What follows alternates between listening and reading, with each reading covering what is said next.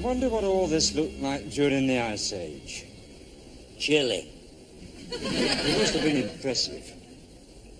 A sort of barren grandeur. Enormous shapes everywhere, but not a sign of life. Sounds like local government since reorganisation. Hey, I've been thinking. Oh, yeah. Look at that. Face all screwed up with mental effort. Primitive man discovers language. Bog off. Oh, this is very first words. Do you mind? I'm trying to say something. Oh, all right, then. Out with it, small, scruffy person. Get it off your chest. Got what it is now. Oh, my God. Now, we shall never know what fundamental breakthrough was about to creep out from under that hat. My brain gets confused sometimes. Yeah, we've noticed that. Hey, I wonder if wellies rot your brain.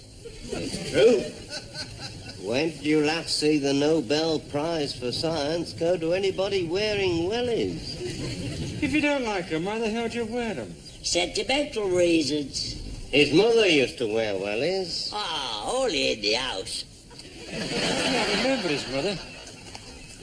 She was the kind of woman who could have inspired the inventor of the bulldozer. She once threw a rent man at me. That's a lie. She didn't throw him at me. I just happened to be passing at the time. And rent men were much smaller in those days. Marvellous how they've recovered, really, when you think that rent men were practically extinct during the Ice Age.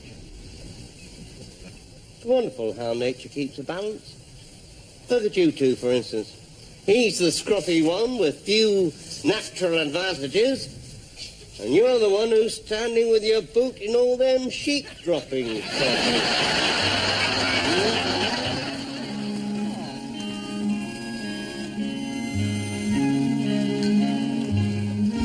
My God. What's up?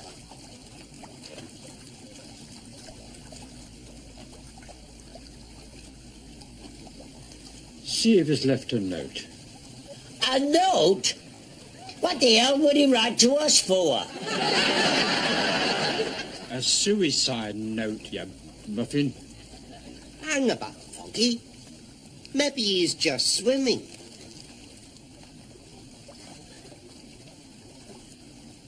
Can you see anyone swimming? No.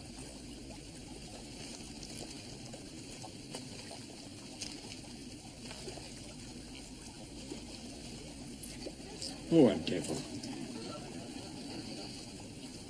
There's no note. Just a few 10p pieces. Well, put them back. I'm just counting them. Put them back. I bet your granny used to knit round the guillotine. Take her own sandwiches, front row of the stalls.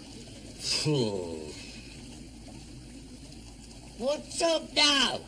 Remove your hat. What good would that do? The man's gone. Well, you're not likely to find him under my hat. Suppose he's only just gone under. Suppose he's not quite dead yet. Ah, yes. I was wondering when somebody was going to think of that. Right, that man. You search downstream. Clegg? Uh-huh. Upstream.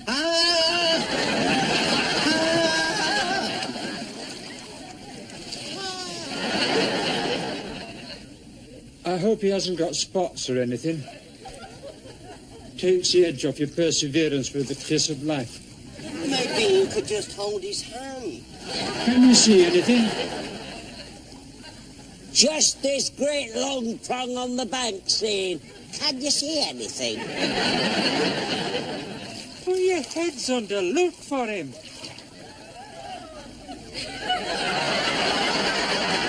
For no stay so close together.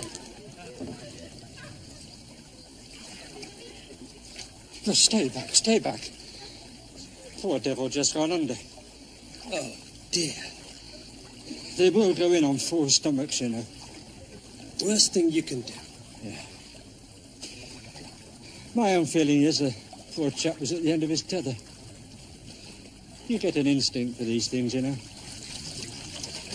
I've got my chap's looking for him, but quite frankly, if he wants to go, is it fair to haul him back again?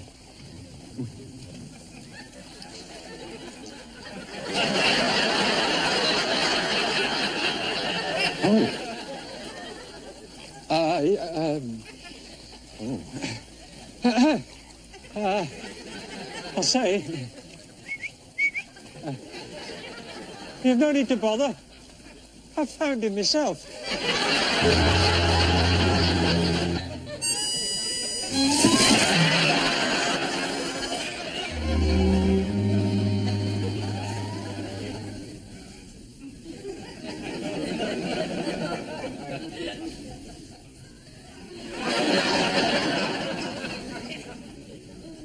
You great killer. I have no regrets. I make no apologies. It was all done with the noblest intentions in the service of humanity. Well, I felt a right prawn. But think how you'd have felt if we'd saved his life, though. Saved his life, we nearly killed him. The cheeky bat nearly died of laughing. It was very embarrassing, Foggy. I don't know why you had to tell him. No, I wanted him to understand what a damn nuisance he'd been. Leaving his clothes lying on the bank like that. Wasting the time of the rescue authorities. Not to mention exposing us all to extreme personal danger. Well, I thought you handled that dangerous dry land very well. Ah, you'll be in danger, all right. You ever do that again? I can't bear having my loins in cold water. Everything shrinks so. And we are not the rescue authorities. We're just three idiots getting wet on a purely private basis. It's all right. We're not exactly the rescue authorities. No. I'll grant you that. But we are something infinitely more precious. We are three private individuals with the right stuff in our veins. Not to mention pneumonia. Ready to answer the call whenever it comes. What call? A call of danger. Oh, must be a wrong number. There you are, look. Oh, thank you, nurse.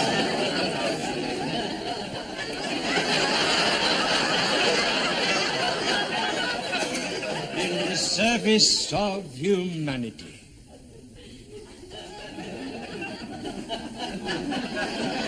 First aid kit, first aid manual, flask of hot, sweet tea, aspirins, one torch and battery, assorted splints, and emergency surgical instruments. Hang on, pal. What's these emergency surgical instruments? Well, at the moment, it's a Swiss Army penknife and a bent spoon. Oh, that's pretty comprehensive. Yes, well, you see, we can build our equipment up as we go along, but, I mean, these will do to get us started. Oh, absolutely. I mean, there's practically no emergency known to man that you can't alleviate with a Swiss Army penknife or a bent spoon. Hey, what I want to know is, where did you get that spoon? It's my old army spoon, madam. Yes, well, it had better be. Ours are all counted. Not that we begrudge the unspoon in the service of humanity. I think the only part of humanity that wants servicing is that lot. They laughed at Florence Nightingale. I should think so if all she had was a bent spoon.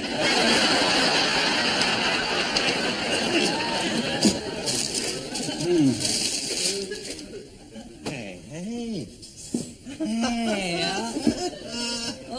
the Fairy Queen. Where does he think he's going, dressed like that? Wherever there is need, madam. You'll get locked up. I shall become a figure of hope to all in pain. Of course, as soon as practicable, I shall dress you two in the same uniform. Neat, but not gaudy. Well, imagine the same uniform. He's not getting me in any Superman outfit. But I can't go turning up to the scene of an accident looking like that. You'll be upstaging all the victims. Superman is from Yorkshire. We should have known.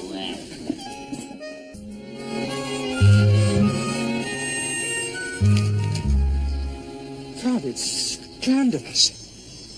I mean, look at it. There's not an appliance in sight. God, it's typical.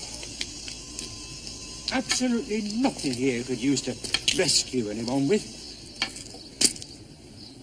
What are you doing? You haven't really entered into the spirit of this yet, have you? Oh, you've noticed that? He must know. I know his sort. He'd sooner push somebody in rather than have nobody to rescue. I don't understand all this apathy. Apathy. Happy birthday To you. I thought your experience in the river might have fired your enthusiasm. Oh, it did. It really fired our enthusiasm.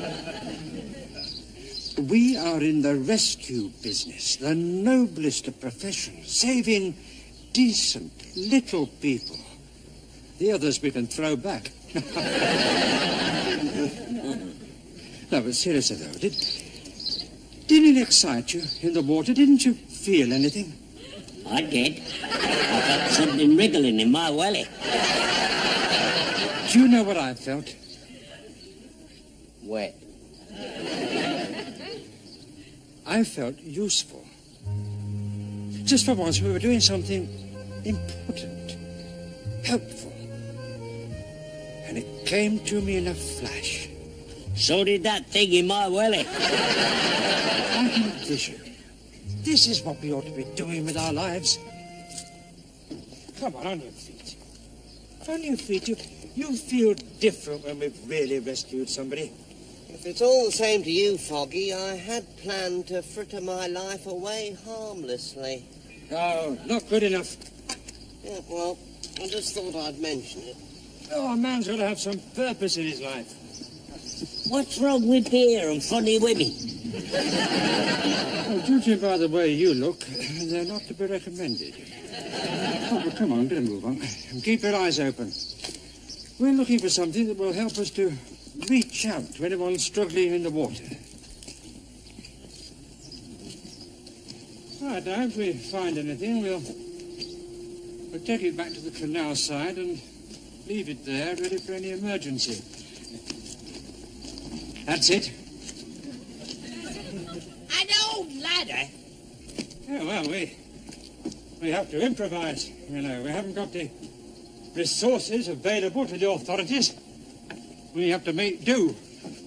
Yeah, well, the point that keeps occurring to me, Foggy, is that it's not exactly our ladder. I mean, nobody is claiming it's our ladder. We're not taking it to be our ladder. We're merely moving it so it becomes the general public's ladder. Or that portion of the general public which keeps falling into the canal. Now, come on, give us a hand with it. Come on, fuck. Right, keep it off. Whee. Oh, it's a scrap heavy, Foggy. Leave the ladder. Leave the ladder. There's no time for that now. Come on. Well, come on. Look at him. Running about like a big girl. Blood. I'm not going to look if there's any blood. Who's got the bag? You've forgotten the bag, haven't you? What about thee? Have I got to think of everything? Touch the bag. Some poor devil's going to need that bag. Do you think there's going to be a lot of blood? A lot of blood? I hadn't really thought in terms of lots of blood. You know, I've been aiming more for clean breaks, you know. Blood? Here, and don't leave the handbag lying around again. What's wrong with you two? We were thinking about blood. Oh, here, give me the bag. I'm no stranger to blood. Oh, I like a bit of blood. I like that pudding.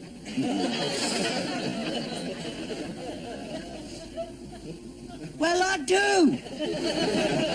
Move on. I bet there's 14 dead. Hey, it were only a shunt. What do we need with 14 dead when we've got the town council?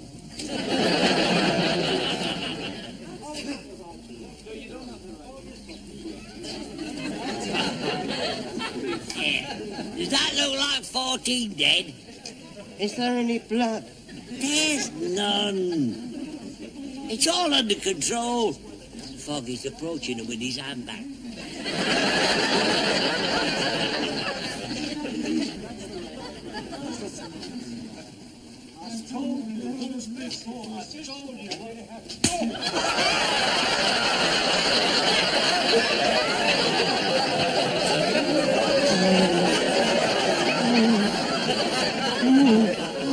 I knew there'd be some blood.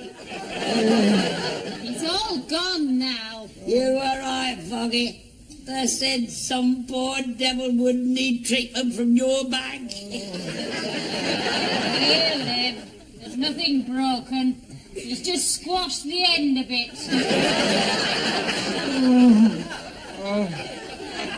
What were you doing, running into somebody's fist like that? I was on an errand of mercy, madam. Oh, poking your nose into somebody else's business, more like. Oh! What are you doing standing there? Why do you get this urge to be motionless? Why is it that 1,000,000 years of natural selection has produced a breed of men in these parts perfectly adapted to uselessness?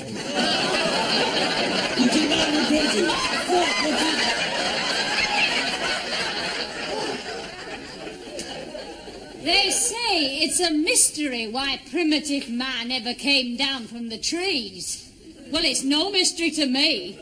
If he were out like you lot, I expect the silly devil fell out.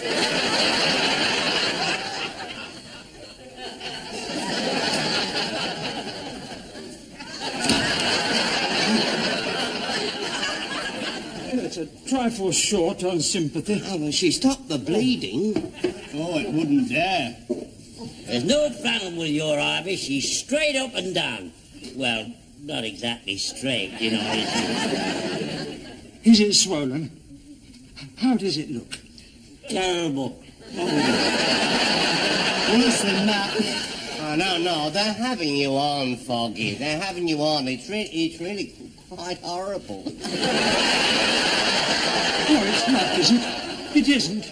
No, say it's Oh, not. don't panic. It was never much of a nose, anyhow. It was a classical nose. Oh, God, me nose. I was very happy with that nose. It was sort of early George Sanders. Yeah, well, it's more like Colonel Sanders now. Oh, yes. That's real Kentucky Fried, is that? Well, I'm glad you find it amusing. I don't suppose it's all that amusing. But when you live in a little cafe like me all your life, you've got to be grateful for any little laugh you can get. Oh, Does it hurt? of course it hurts. What I find appalling is that they struck me while I was under the Red Cross flag, you know, on an errand of mercy. Like shooting down the Flying Doctor. Of course, I couldn't retaliate, could I? But see, you can't go around wielding your karate chop when you're under the Red Cross. Karate chop? That looks more like a lamb chop. Oh, God. They'd have been in trouble if I hadn't been protected by the Geneva Convention. Ah, well, all's well that ends well. What do you call this ending well? It's a small price to pay if it's put an end to any ambitions you might have for serving humanity. Put an end to it? You don't think I'm going to be deterred by the first little setback? Give us a tea, Sid. And me, Sid. Oh, and one for the lady with the lamb.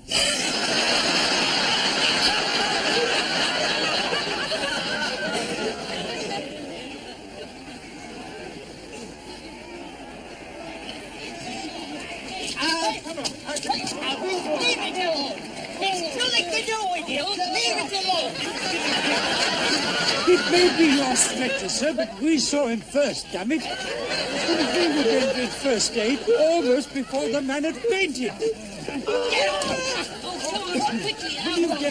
Forget it! Yeah, all of it! Get it! He's fine! All of it! Do you understand? I'm fine! Get him out! Out!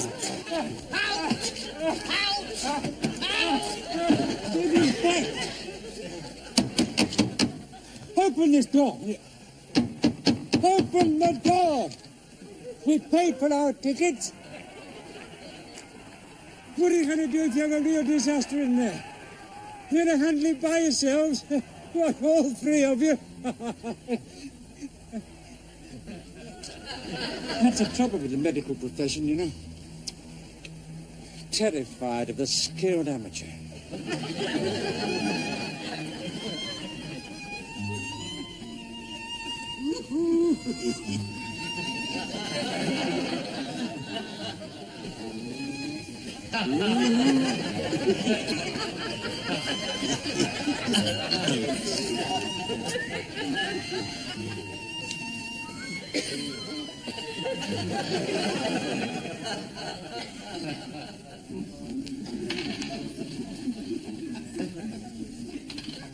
Why don't you take it off? They think you're the cabaret. Take what off? The matron's outfit. They're making a spectacle of herself. Oh, listen to this advice on what to wear from Yorkshire's Barbara Carson. You're embarrassing folk. Who am I embarrassing? Oh, him.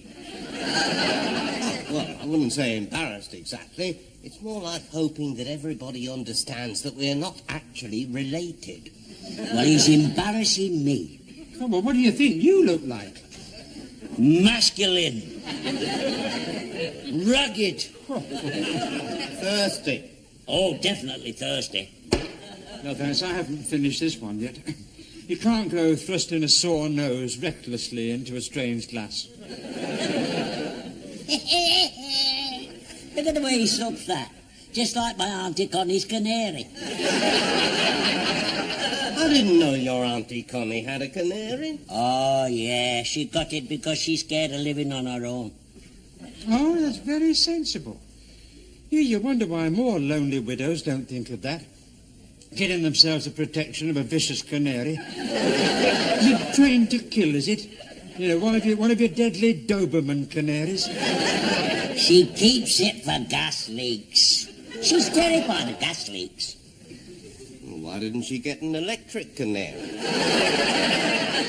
Because she's poor. We're all poor in our family. That's because they never went to work. Listen, Elsie. When you're making a living being poor, it's very difficult to find the time to go to work. Such an interesting viewpoint. The Simronite family didn't go into poverty with their eyes closed. They really thought about it. Ah, we were very good at being poor. We were famous for it. You were famous for not going to work. That's why you were poor. No, I blame that on God. Oh, yeah, that's right. Go on. Typical. Blame the Conservatives. I remember when I were a young lad being strung out of this boozer. Oh, you didn't blame that on God, surely? Not exactly.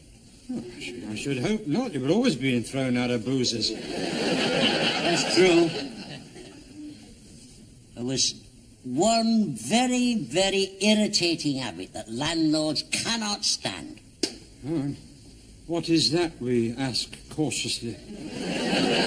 Having no money.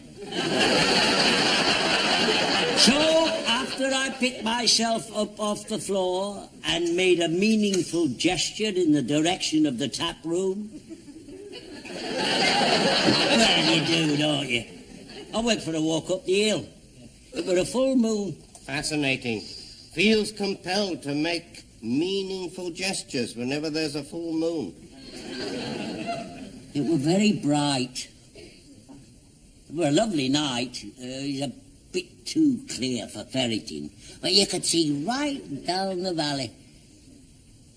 And I suddenly thought, there's that big fat moon up there. What am I doing down here with no money? And whichever way you look at it, that is the major snag with being poor. No money. And then I heard myself saying, hey, God, I hope you've got a convincing reason for me being compost Simonite and not the Duke of Bedford.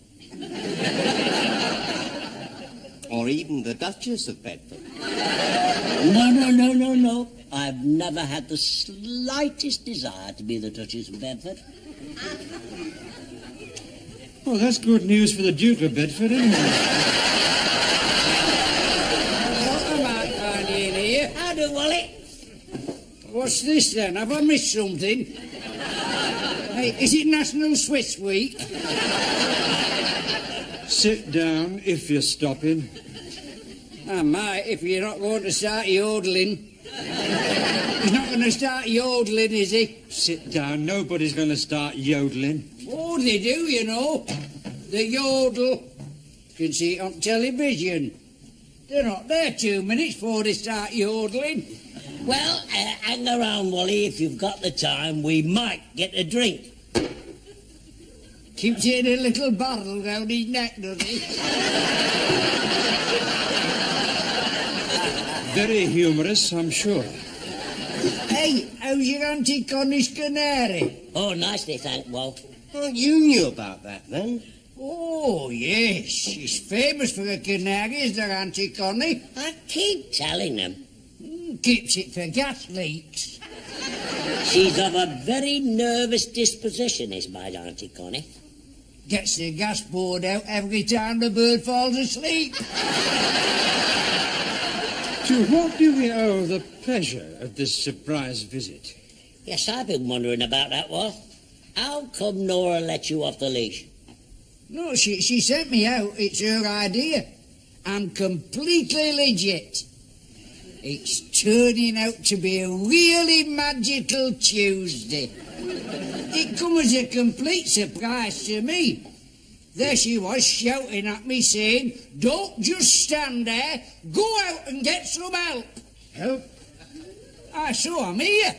Well, what sort of help? Oh, she wants some furniture lifting. Oh. Well, Walt, do you fancy a drink? Oh, there's time for a drink. Oh, blimey. She's not going anywhere. She's trapped under the bed. How did you manage that, Wally? Just lucky, I suppose. She went under after a speck of fluff, and she got back of a penny hooked on a spring. Oh, can't you lift the bed? It's our marriage bed, a damn great thing. A bloke can get hernia struggling on his own with his marriage bed. Hey up, Nora! Your worries are over on here. Oh, my God, it's not him, is it? It is. I've known them well as anywhere.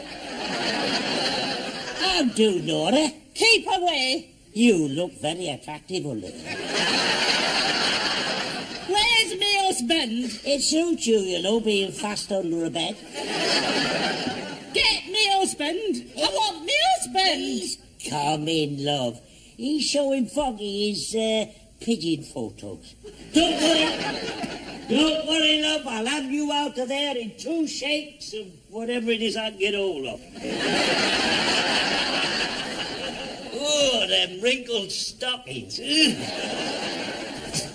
Oh, what are you doing here? You've no business to be here. Get away. Oh, Nora, for future reference, just be careful where you put your boot.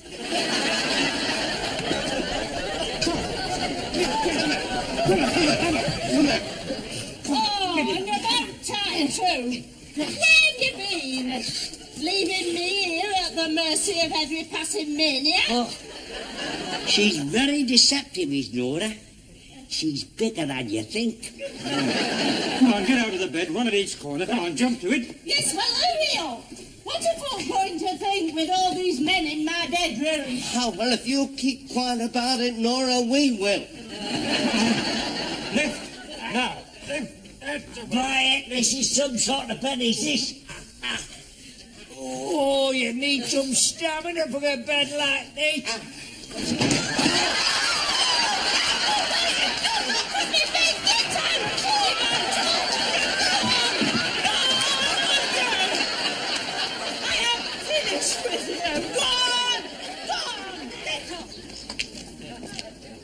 Now, come along, then. Stop hanging behind. If you're going to be efficient, we've got to practice our rescue drill. Right, come on. Count away. Right. Put it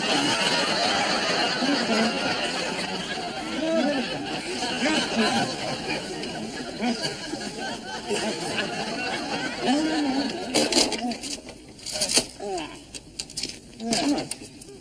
Well, you see, what an excellent piece of rescue equipment this becomes in the right hands. Come on, get on with it. Why me? That's what I want to know. Why me? Oh, don't worry about it. We've got all the responsibility. You'd hate it here with all this responsibility. I'll come back and strangle the first one that steps up, I tell you. Get on with it. Nobody's going to step off. You've got by far the most interesting job. You can tell by his face that he's got the most interesting job. Hey! Get out of back! You! The ladder! Get back! What's that fool doing, waving his arm? I think he's trying to tell us something. You silly little sod!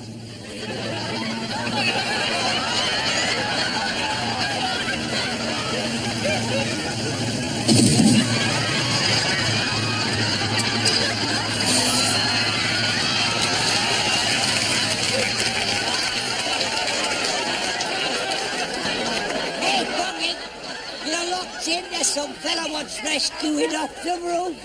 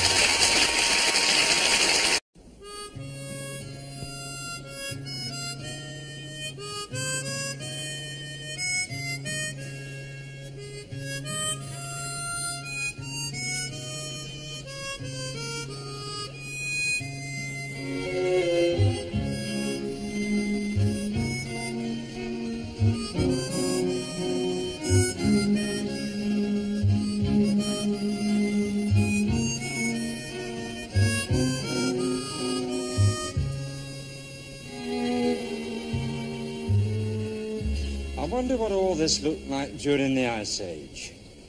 Chilly. It must have been impressive.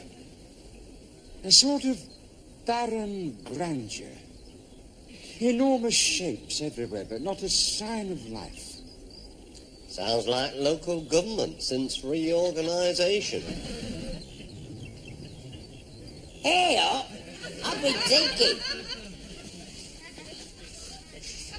Oh, yeah. Look at that. Face all screwed up with mental effort. Primitive man discovers language. Bog off. Oh, this is very first words. Do you mind? I'm trying to say something. Well, all right, then. Out with it, small, scruffy person. Get it off your chest.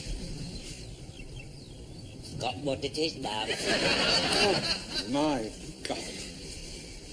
Now, we shall never know what fundamental breakthrough was about to creep out from under that hat. My brain gets confused sometimes. Yeah, we've noticed that. Hey, I wonder if wellies rot your brain. It's true. When did you last see the Nobel Prize for Science go to anybody wearing wellies? If you don't like them, why the hell do you wear them? Sentimental reasons. His mother used to wear wellies. Ah, only in the house. I remember his mother. She was the kind of woman who could have inspired the inventor of the bulldozer. She once threw a rent man at me. That's a lie. She didn't throw him at me. That just happened to be passing at the time. And rent men were much smaller in those days. Marvellous how they've recovered, really, when you think that rent men were practically extinct during the Ice Age. It's wonderful how nature keeps a balance. Look at you two, for instance. He's the scruffy one with few natural advantages, and you're the one who's standing with your boot in all them sheep droppings.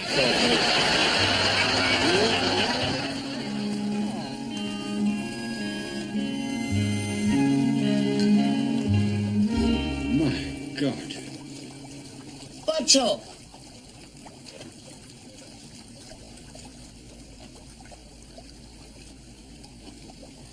See if he's left a note. A note? What the hell would he write to us for? A suicide note, you muffin. Hang about, Foggy. Maybe he's just swimming.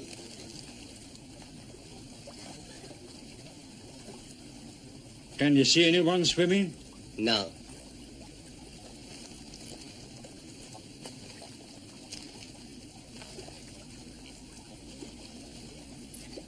Poor devil. There's no note. Just a few 10p pieces. Well, put 'em back. I'm just counting them. Put 'em back. I bet your old granny used to knit round the guillotine. Take her own sandwiches, front row of the stalls. What's up now? Remove your hat. What good would that do? The man's gone. Well, you're not likely to find him under my hat. Suppose he's only just gone under. Suppose he's not quite dead yet. Ah, yes. I was wondering when somebody was going to think of that. Right, that man. You search downstream. Clegg. Uh-huh. Upstream.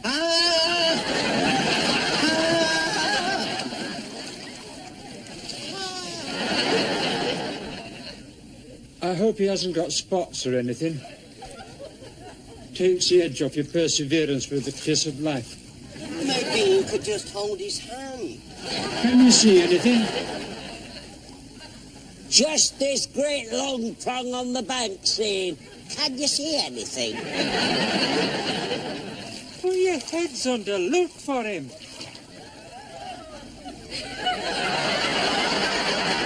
Oh, don't stay stay so close together? No, stay back, stay back. Poor devil just gone under. Oh, dear. They will go in on full stomachs, you know. Worst thing you can do. Yeah. My own feeling is the poor chap was at the end of his tether. You get an instinct for these things, you know. I've got my chap's looking for him, but quite frankly, if he wants to go, is it fair to haul him back again?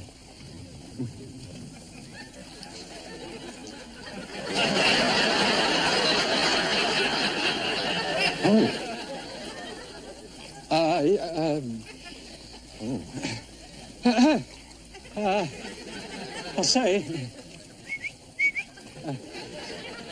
you've no need to bother. I found him myself.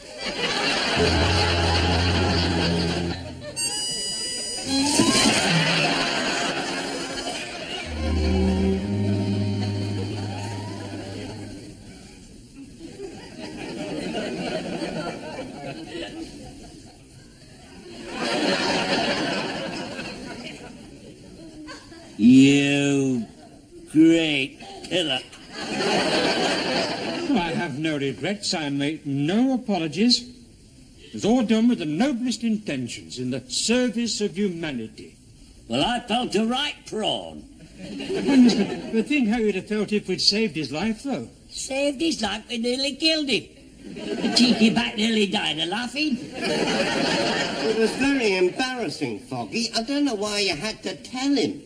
No, I wanted him to understand what a damn nuisance he'd been. Leaving his clothes lying on the bank like that. Wasting the time of the rescue authorities. Not to mention exposing us all to extreme personal danger. Well, I thought you handled that dangerous dry land very well. Ah, you'll be in danger, all right. You ever do that again? I can't bear having my loins in cold water. Everything shrinks so. And we are not the rescue authorities. We're just three idiots getting wet on a purely private basis. It's all right. We're not exactly the rescue authorities. No. I'll grant you that. But we are something infinitely more precious. We are three private individuals with the right stuff in our veins. Not to mention pneumonia. Ready to answer the call whenever it comes. What call? A call of danger. Oh, must be a wrong number.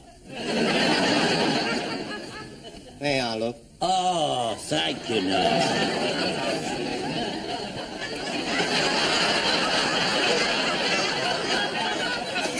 In the service of humanity.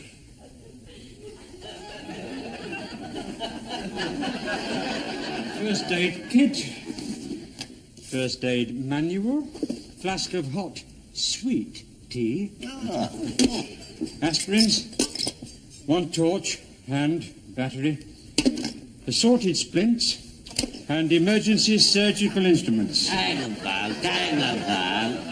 What's these emergency surgical instruments? Well, at the moment, it's a Swiss Army penknife and a bent spoon. Oh. Well, that's pretty comprehensive. Yes, well, you see, we can build our equipment up as we go along, but, I mean, these will do to get us started. Oh, absolutely. I mean, there's practically no emergency known to man that you can't alleviate with a Swiss Army penknife or a bent spoon. Hey, what I want to know is, where did you get that spoon? It's my old army spoon, madam. Yes, well, it had better be. Ours are all counted. Not that we begrudge the on-spoon in the service of humanity. I think the only part of humanity that wants servicing is that lot. They laughed at Florence Nightingale. I should think so if all she had was a bent spoon.